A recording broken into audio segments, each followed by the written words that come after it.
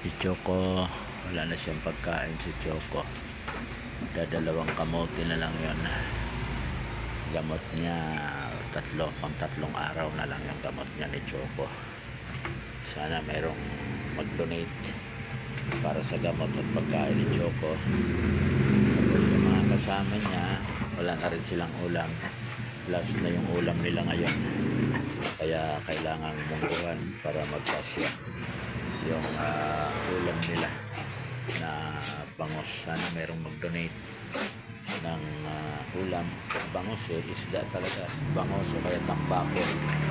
Yun yung kailangan. Kasi pagka karne, hindi talaga sila sa karne. Hindi sila makikarne. So yung iba na sa loob. Yun po natutulog sa loob.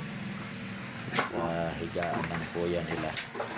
Sana meron pong mag-donate ng pagkain ni Choco at ulam ng mga kasama niya.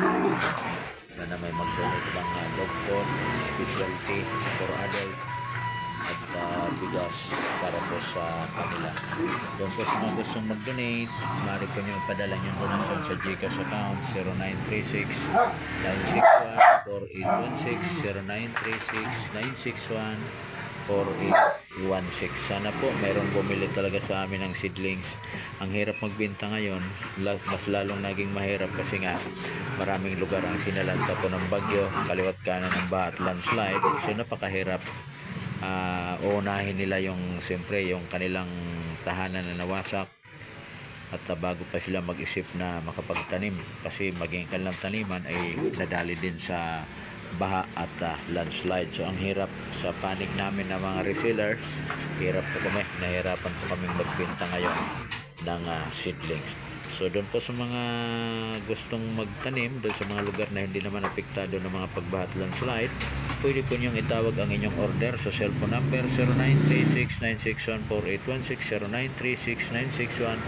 0936-961-4816. Maganda rin po itong Katimon Mingo pang pag-green na ating bukirin yung greening program. Maganda itong Katimon Mingo. So, sa mga gustong mag-donate, ulitin ko, pwede po nyo ipadala yung donasyon sa GCash account 0936-961-4816 0936-961-4816. Patulong po para sa mga rescue dogs po namin.